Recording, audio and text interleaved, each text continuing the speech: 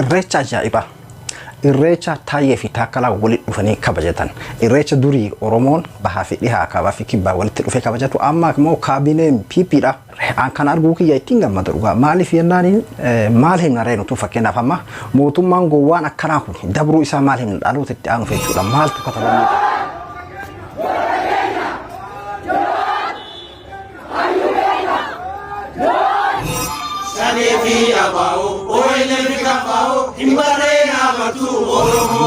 Daawun jedhanii sagalee isaanii dhageessifatanii jiran jechuudha. Hogganni kiyya Jooharii hogganni kiyya Baqqalaa Garbaati jedhanii ifa bilisatti dhageessifatanii jiran. Haacaalus akka Abiyyi ajjeese itti himanii jiran jechuudha. Ittiiqaa Tafarii YouTube chaanaala isaa kun haariyaa kana irra gadhiifamee haga ammaa nama 130 tulaalee jira. Gara nama 19,900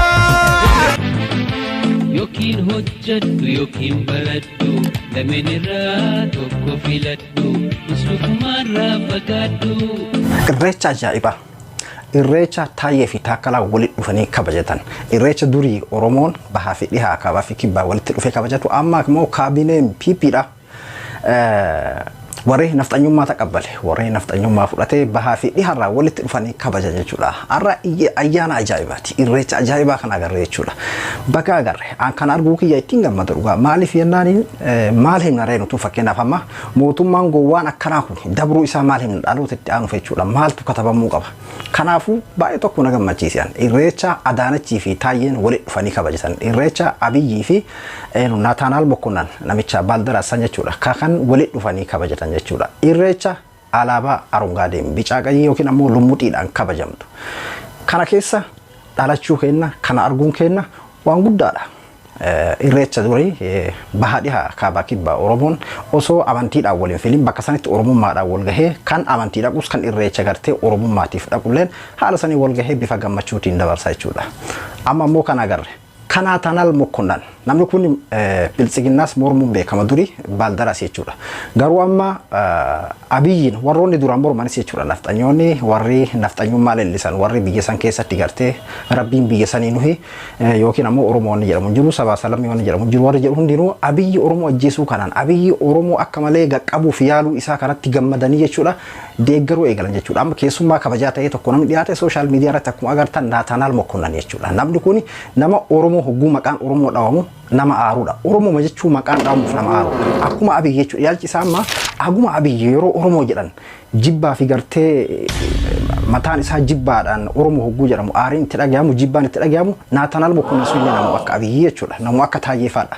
Kanaafuu har'a keessummaa ta'ee kan dhiyaate akkasiiti. Oromoonni sabboontonni hattaa Finfinnee keessa jiraatan Oromoo ta'uu isaaniif ni daangifaman jechuudha. Kana qofaa miti artistoota beekamoo warra dur waan kana abbaa itti kabajaa turan warra akka Galaanaa Gaaromsaa warra kunneen waaqeffatootuma dhugaate jechuudha. Warra amantii waaqeffataa dhugumaan kabajuudha. Warra kana hundatu daangeffame jechuudha. Har'a yoo gartee alaabaa baandiraa Minilikii fi baandiraa Oromoodha wal cinaa gabaagamanaa yoo qabaan seenuu dandeessu jechuudha. Oromummaa kee ibsatte taanaan yoo Minilikummaan sirraa mul'atte yoo nafxanyummaan sirraa mul'atte yoo biltsigummaan sirraa mul'atte malee Oromummaan sirraa mul'annaan gonkumaa bakka sanitti argamuu hin dandeenye jechuudha. Kanaafuu irreecha akkana arguu keenyatti aan hedduun gammada maaliif nutilleen kana agarree jirra. Osoo amal lameen kanatti illee kakufu taate biltsiginnaan agarree jirra amal lamaan kanatti maal akka ta'e mootiin gowwaan akkamii akka biyya bulchuu jiru agarree jirra jechuudha. Dhugaa dubbachuu fi baay'een itti gammade maaliif yennaan maal himna nuti dhalootitti aanutti maal himna waan akkana kana hin agarreen. Fakkeenyaaf durii hogguu taarika nafxanyaa abbootiin keenya nuuf himanii diraamaa nuuf fakkaachaa ture jechuudha gariin isaa. Laakiin kan isaan himan san caala waan addaatu arguu jirra jechuudha. Amma isaan sodaadhaan guutamanii Oromoon nu buqqisa jedhanii haala kanaan sadarkaa itti waraana magaalaa guututti gallakkisanii haga gaafa gartee Eertiraa fi Itoophiyaan gaafa wal lola qabdu hagas takka wal eegan san daangaa itti godhanii Oromoo meeqatam achi keessatti akka isiin dirree irreechaa sanidha inni godha jechuudha. Kun amma waan jaraafamu tokko illee faayidaan qabu akka kiyyatti kun injifannoo Oromooti dhugaa dubbachuuf. As keessatti fotoolee qaanfachiisaa meeqatu mul'ate. Nama meeqatu jimmarraa kabajaadhaan dhufee irreecha san hanqate warra akka Suudii dheeraa fa'aa fotoo kana fa'aa hogguun arguan baay'ee tokko natti dhagahama. Garuu osoma aaree na kofalchiisa akka jedhamu san kofla akkasiisaniin koflaa oole jechuudha. Kanaafuu kana arguun keenya waan guddaadha. Irreecha Abiyyi, irreecha Adaanech Abebee, irreecha Taayyee Danda'a, irreecha Naataanaal Mokkonnan. yoo alaabaa nafxanyaa harkaa qabaatte yoo yookiin ammoo gartee kaabinee taate qofa seenta jechuudha. Har'a kaabinee fi nafxanyaa qofatu kabaje jechuudha. Waan ajaa'ibaati. Waan biraallee gana arguu teenya. Amma Abiyyi irraa wanni hin hafin maali beeytanii? Waan Haayile Sillaaseen godhurraa fakkeenyaaf footoo akka Haayile Sillaaseen ka'utti ka'ee jira. Waan Haayile Sillaaseen jibbaa inni Oromoo irratti raawwate hunda raawwatee jira. Waan hunda godhe jechuudha. Osoo danda'amee fi amma osoo akka inni jedhu san nugusummaan isaa tun gad dhaabbattee fi kan gusa ta'u taate maal godhu deema silaa inni amma wanni Haayile Sillaaseen hojjete taarika durii irraa hogguu odeeffannoo kan irraa hafe Haayile Sillaaseen yeroo bara 77 uummanni akkasitti beelahee beelaan dhumaa ture keessattuu uummanni walloo akkasitti beelaan dhumaa ture san keessa jechuudha. Haawiltii saree isaa warqiin ijaaree fiiti guyyaa dhaloota saree isaa kabajaa ture jechuudha. Uummanni beelahee waan nyaatu dhabe jechuudha Haayile Sillaaseen. Abiyyi gaafa xiqqashu nugusummaan isaa mijjooyteef saree zinnaashii filla akkasitti ayyaana kabajuun isaa waan hin oolamne jechuudha. Har'a kan agarree jirra. Kan itti aanullee numa laalla jechuudha. Kanaafuu haala akkana kana keessa oolle.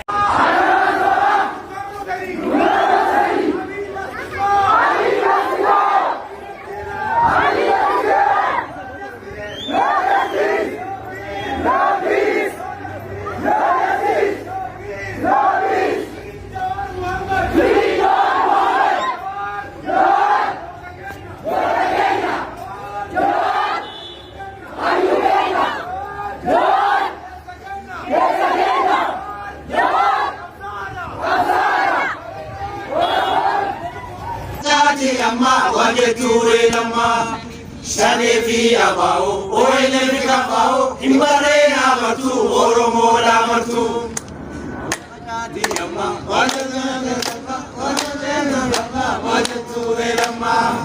Sanefi abao, oile mikafao, imbarena martu, oromo la martu. Amma waan nama ajaa'ibsiisu qeerroon kana qofatti hin danda'amne jechuudha. Qeerroon awwanni tokko wanna gammachiise maaliidhi qeerroon uggura isaanii kana cabsee Finfinnee keessatti poolisa inni gartee kumaandoodha jedhee dheengadda sodaachisaadhaa fi ibiddarraan utaalchisu san fuula duratti jechuudha. Abiyyi mastigoo Abiyyi daawun jedhanii sagalee isaanii dhageessifatanii jiran jechuudha. Hogganni kiyya Jooharii hogganni kiyya Baqqalaa Garbaati jedhanii ifa bilisatti dhageessifatanii jiran Haacaalus akka Abiyyi ajjeese itti himanii jiran jechuudha. Kana jechuudha qeerroon Oromoo namni hundi afaan qabate jechuudha. Inni amma akka isaatitti kumaandoo Addis Ababaa san keessa hogguu argan yookiin ammoo waraana san hogguu argan Addis Ababaa hogguu dhufanii sodaatanii hin dubbatan jedhe yaade. Jarri akka sanii miti jechuudha. Haa hidhamanii haa tumamanii ifa bilisatti sodaata akka malee jibbaa bilisiginaa irraa qaban jibbaa nafxanyummaa irraa qaban agarsiisanii jiran jechuudha. Haala kana keessa jira Abiyyi. Abiyyi amma qullaa akka nama qullaa dhaabbatutti jiru jechuudha. Wanni hundi irraa fakkeenyaaf amma warroonni nafxanyaa leellisan amma namoonni garii waan Amaarii sappoortitu se'a. Amaarri isan sappoortitu warra sirna nafxanyaa leellisuudha. Nafxanyaan Oromoo fi Amaara keessa illee jira. Warra sirna nafxanyaa leellisu warra gartee biyya san Itoophiyaa takkatti warra jedhu san jechuudha. Warra san qofatu sappoortaa biyya. Har'a warra san qofatu warri sunillee ufiif ta'uu fedhan malee nama godhachuun barbaadan. Oromoon ajjeesaa jira waan jedhu qofaaf isa sappoortu jira malee warri sunillee hin fedhani jechuudha. Kuni waan guddaadha. Waan ajaa'ibaati. Waan ajaa'ibaa agarre jechuudha. Irreecha akkanaa ni agarrallee jennee yaadne hin beeknu jechuudha. An dhugaa dubbachuuf haga amma isaan dhiyoo tana nama waraqaa fudhate malee akkas jedhanis tarii hir'isuudhaaf akkana jedhan malee sadarkaa kana jedhee yaadne. Garuu sadarkaa itti kaabinee malee namni tokkochi hin seenin.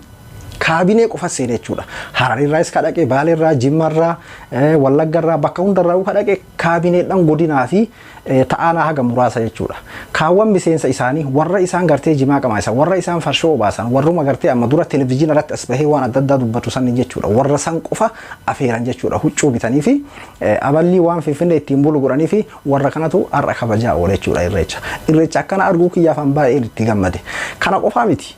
Har'a eenyutu abbaa dhugaatii eenyutu nafxanyaadha kan jedhu adda baafanne jechuudha. Warra akka Tsaggaayee Dandaanaa fa'a duraanis ni beekna jechuudha. Beekaa maqaa isaanii sattaraa turre malee warra akka Caalaa Bultumee kanniin jechuudha. Har'a warri irreecha kanaaf abalufaa dura hirmaati ani ka isaan leellisaa turan. Warra akka Gaalaan Agaaromsaa fa'a ugguranii kanni irratti hirmaachisan jechuudha. Warra bitanii akka rimootiidhaan maallaqaan fakkeenyaaf Caalaan Bultumee sadarkaa mootummaatitti miti nama dhuunfatti. Nama dhuunfaadhaan bitamee obboleessa isaa Muhammad Sa'iid ajjeeseedha dura fakkeenyaaf. Namni kuni nama dhuunfaadhaan namni dhuunfaa gartee mallaqa kana sii kenna abaluun ajjeesi jedhee ergatu.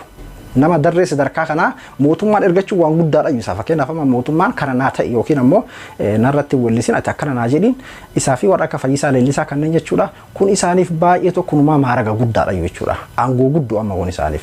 Kanaafuu warra kanas adda baafannee jirra jechuudha. Eenyutu mallaqaan bitamee yookiin ammoo lafa kaaree 200 fudhatee yookiin kondominiyeemii fudhatee eenyu namni gartee Oromoo irratti duulutti jiru kan jedhu adda nuuf baatee jirti jechuudha. Kun anaaf injifannoo guddaadha ana akka kiyyatti. Maaliif jennaan warri xiqqasho Oromummaa hafuurri Oromummaa keessa jiru jechuudha.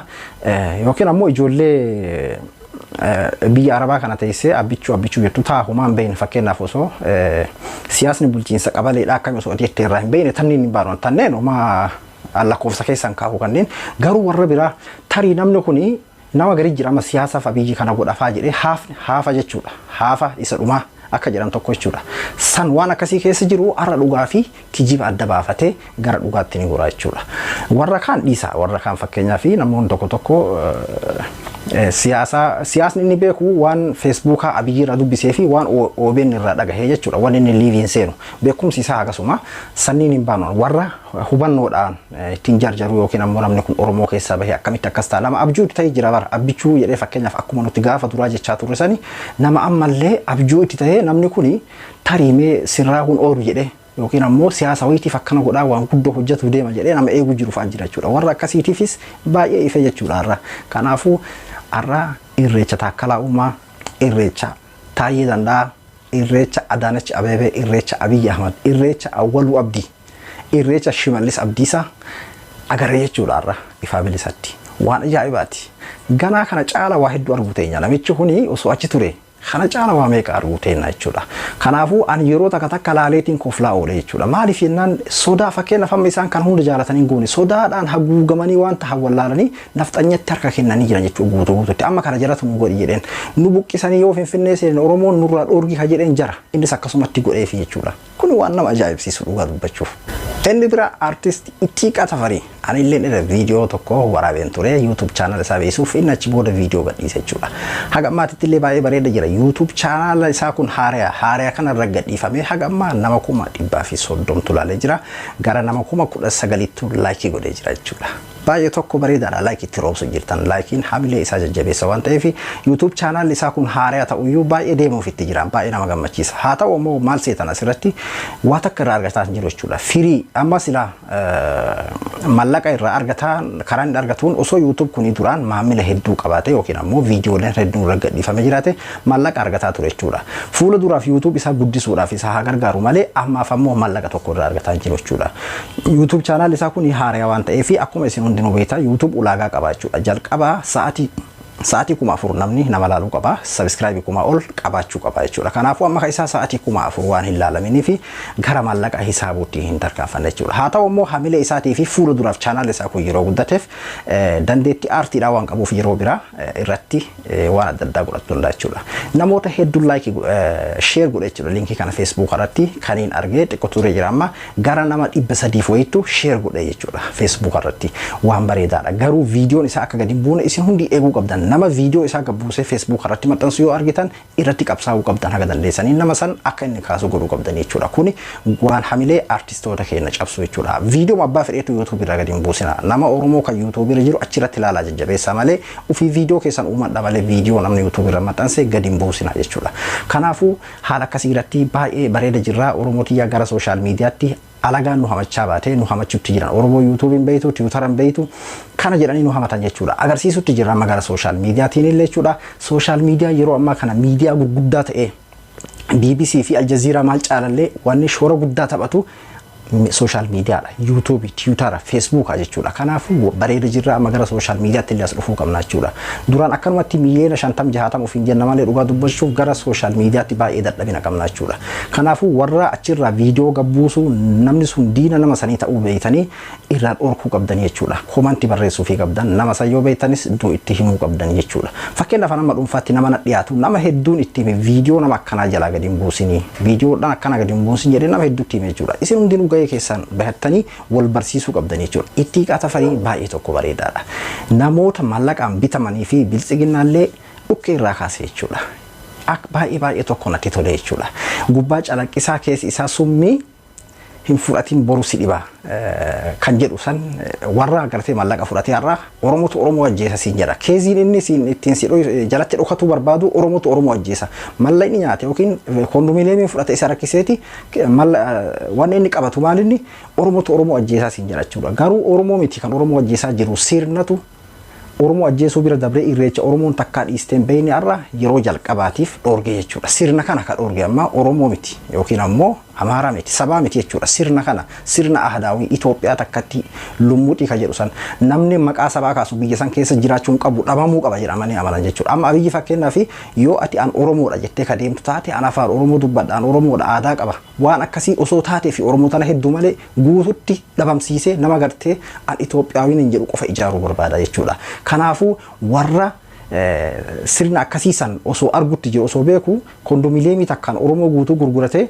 dhageettii duraan Oromoo itti godhe duraanis gurra san Oromootu itti godhe yoo artistii taates yoo atileetii taates abbaa fedhe haa ta'u Oromootu itti godhe gur irraa fudhata jechuudha waan san maaraga duraan kenneen san Oromoon irraa fudhata jechuudha. Kanaafuu warra sanis dhugaa jirtutti cabsee itti jechuudha itti qatafarii. Bifa hammayyaa bifa ajaa'ibaatiin hojjetame baay'ee tokko bareedaadha. Akkaataan kilippiin dalagee viidiyoon isaa 4Kdha qulqullinni isaa shubbistoonni waan hundi itti yaadamee bifa ajaa'ibaatiin hojjetame jechuudha. Kanaafuu ammallee bareeda laalamaa fi jira maaliif chaanaalli kun haaraa waan ta'eef itti hirmaattanii akka chaanaalli kun gara mallaqaatti jijjiiramu godhuufiinis ammas isinuma qabdi jechuudha. Jabaannee jirra waan bareedaadha. Asiin osoo diinni nutti malatu nuti gara hundaan ashannafuu qabna. Kuni waan bareedaadhaan isiniin jedha.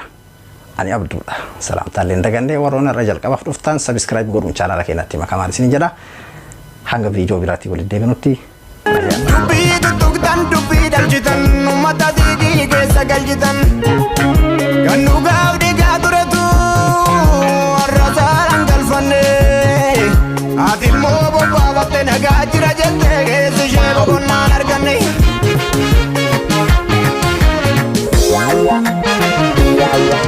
Albeen diinaa kaleessa nu murte jooba dhiiga keenya hordofte har'as nu biraa namne aarsaa goototaaf humna rabbii namne akka deemsa yeetii silaa yoo nagaata dhuguu qabne homoogoo wal malee firan qabnu of eegee akkas irraafne qilleensi sobaa yoo bubbisu carraa argannaan kutaan si kukkutu aziizi walii shubbisu obbolee yankeerii gabochisu lakkisaan kaasu homoogoo dadamma kirimaa gaangee bunna mombaasu lakkisaan kaasu homoogoo dadamma kirimaa gaangee bunna mombaasu barwaa hundi irra dibaa gubbaacha lakkisaa keessa milchaanee borsi dibaa hin fudhatin irra dibaa.